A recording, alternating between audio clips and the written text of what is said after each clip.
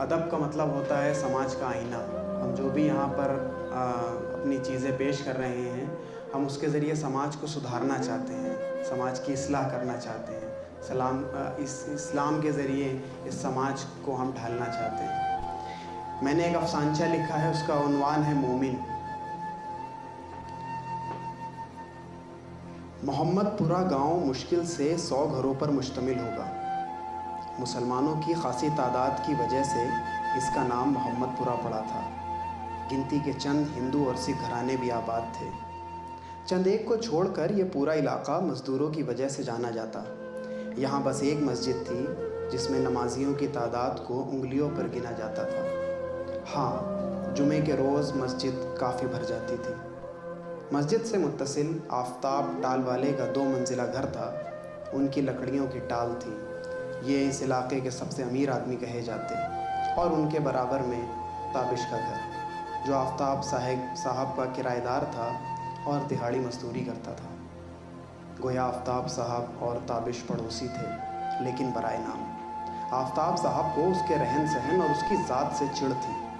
انہیں بعد میں معلوم چلا تھا کہ وہ نیچی ذات کا ہے، نہیں تو وہ اسے کرایہ دار کبھی نہ بناتے۔ تابش روز آفتاب صاحب کو سلام کرتا، لیکن جواب کبھی نہ ملتا۔ تابش اس بات کا کبھی برا نہ مانتا، کیونکہ سماج اس کو اتنا ذلیل کر چکا تھا کہ ذلت اب اس کے معمول کا حصہ تھی۔ گرمیوں کے دن تھے اور ہر طرف لو کا قہر بپا تھا۔ دھوپ کا یہ عالم تھا کہ دانہ زمین پر گرے اور بھن جائے۔ اس سخت موسم میں بھی روز کی طرح آج بھی تابش اپنے بچوں کا پیٹ پالنے کے لیے اوور برج کے پاس مزدوری کا کام کر رہا تھا۔ یہ کام اس کے لیے نیا نہ تھا، اور نہ ہی دھوپ اور اس کی سختی کوئی نئی چیز تھی۔ یہ سب اس کے روزمرہ کے معمولات کا حصہ بن چکے تھے۔ اسے پتہ تھا کہ 200 روپے دہاڑی سے اس کی زندگی نہیں بدل سکتی، لیکن زندہ رہنے اور بیوی بچوں کا پیٹ پالنے کے لیے 200 روپے بہت تھے۔ اسی لیے وہ بس اپنے کام سے کام رکھتا۔ نہ اسے دنیا سے مطلب تھا، نہ دین سے، اور سماج میں کیا چل رہا ہے، کس کا انتقال ہوا، کس کا کس سے بیاہ ہوا، اسے کسی بات سے کوئی مطلب نہ تھا۔ مطلب تھا تو بس اپنی دہاڑی اور اپنے 2 بچوں سے۔ آج بھی وہ گرم جوشی کے ساتھ اپنے کام میں لگا ہی ہوا تھا کہ یکایک وزن زیادہ ہونے کی وجہ سے اس کے پاؤں پر کچھ اینٹیں گر کر ٹوٹ گئیں، لیکن تابش فوراً کھڑا ہو گیا، گویا کچھ ہوا ہی نہیں۔ لیکن مہندر پاجی سارا نظارہ دیکھ رہے تھے۔ مہندر پاجی اس کے قریب آ کر، او تیری اینٹیں توڑ دیں، اور تو نے جوتا کیوں نہیں پہنا؟ 1000 بار کہا ہے تجھ سے کہ چپل میں کام پر مت آیا کر۔ اتنا کہہ کر وہ چلا گیا۔ اسے معلوم تھا کہ جوتے کل بھی پہن کر یہ نہیں آئے گا۔ کیسے کیسے کر کے تابش نے یہ دن کاٹا، اور واپسی میں پیسے بچانے کے لیے پیدل گھر تک کا سفر طے کیا۔ آج اس کی چال بتا رہی تھی کہ پیر میں تکلیف زیادہ ہے، مگر وہ گھر جا کر سب بھول گیا۔ لیکن رات میں درد نے شدت پکڑی اور وہ کراہنے لگا، اور اپنی بیوی سے یہی کہتا رہا کہ کل تک ٹھیک ہو جاؤں گا، تو پریشان مت ہو۔ لیکن یہ صبح روز کی طرح نہ تھی۔ تکلیف حد سے زیادہ بڑھ چکی تھی۔ آج کام پر جانا مشکل تھا۔ اس نے ایک نظر اپنے بچوں پر کی اور دوسرے اپنے پیر پر۔ وہ آج بے بس تھا۔ وہ ڈاکٹر کے پاس جانا چاہتا تھا، لیکن جیب اجازت نہیں دے رہی تھی۔ اس نے ہلدی باندھ لی اور ایک طرف لیٹ رہا۔ کچھ پیسے تھے، اس سے 6 دن تک کام تو چلا، لیکن تکلیف میں کوئی آرام نہ تھا۔ اب پاس میں نہ کام تھا نہ پیسہ، اور اتنی اوقات سماج میں تھی نہیں کہ ادھار لیا جا سکے۔ سارے بچے کچے پیسے بھی دھیرے دھیرے ختم ہو گئے۔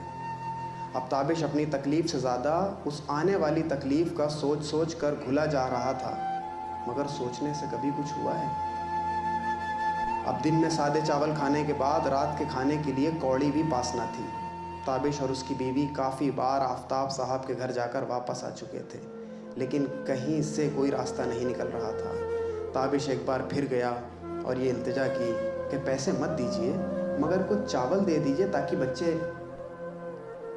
ارے تمہارا اناج دھرا ہے کیا جو مانگ رہے ہو بدذات؟ مجھے پتا ہے تیری یہ رونی صورت دکھاوے کی ہے، سب کو حرام کھانے کی لت لگی ہوئی ہے۔ تو نے پچھلے مہینے کا کرایہ بھی جمع نہیں کیا ہے، اب یہ سب بہانے بازی کرتا ہے۔ سن لے، آخری تاریخ تک حساب صاف نہ ہوا تو اور تیرا سامان باہر ہوگا۔ تابش پر ایسا وقت کبھی نہیں آیا تھا۔ ہر طرف سے دروازے بند ہو گئے اور گھر میں فاقہ پڑ گیا۔ وہ واپس آ گیا اور اس رات پورا گھر بھوکا سویا۔ بھوک بھی اتنی شدید تھی کہ نیند آنکھوں سے اوجھل ہو گئی۔ تابش مجبور تھا، بے بس تھا۔ اب اس کے پاس بس ایک ہی دھرم تھا کہ بچوں کو بھوکا نہیں رکھنا ہے۔ وہ ایک دم کھڑا ہوا اور دروازے کے پاس چراغ لے کر پہنچا اور باہر نکل گیا۔ کچھ دیر بعد وہ گھر آیا اور اس کے ہاتھوں میں کوئی بھاری چیز تھی جس کو اس نے تخت کے نیچے چھپا دیا اور لیٹ گیا۔ صبح ہوتے ہی وہ بازار جا کر مول تول کر آیا۔ اب مسجد سے اعلان ہوتا ہے، محلے میں کچھ چور داخل ہو گئے ہیں، سب لوگ ہوشیار رہیں۔ کل انورٹر کا بیٹرا مسجد سے چوری ہوا ہے۔ اعلان سن کر بیوی کا شک صحیح ثابت ہوا، لیکن اس نے کچھ نہ کہا۔ دوسرے دن آفتاب صاحب اور اس کے ساتھ میں کچھ لوگ تابش کے گھر میں داخل ہوئے، اور ساتھ میں بازار والا وہ شخص بھی تھا جس کو تابش نے بیٹرا بیچا تھا۔ بس پھر کیا تھا، ہر طرف سے لات گھونسوں اور گندی گالیوں کی بوچھار اس پر ہونے لگی، اور اس کے بچوں کے سامنے اس کو بے دردی سے مارا جانے لگا۔ بچے ابا ابا کہتے مگر ان پر کوئی اثر نہ ہوا۔ بالآخر اس کو آفتاب صاحب نے گھر سے نکال دیا اور گھر میں تالا ڈال دیا۔ تابش کہاں گیا کسی کو کوئی خبر نہیں۔ کچھ دن بعد مسجد میں درس حدیث کا حلقہ لگا۔ اس بار حدیث پیش کرنے کی ذمہ داری آفتاب صاحب کی تھی۔ حدیث پڑھی گئی۔ حضرت ابن عباس سے منقول ہے کہ رسول اکرم صلی اللہ علیہ وسلم نے ارشاد فرمایا، وہ مومن نہیں جو خود پیٹ بھر کھائے اور اس کے بازو میں اس کا پڑوسی بھوکا ہو۔ پھر اس کی تشریح بھی بہت اچھے طریقے سے آفتاب صاحب نے کی۔ لوگوں نے بہت تعریفیں کی ان کے بیان کی، اور پھر سارے نمازی خوشی خوشی اپنے گھر واپس چلے گئے۔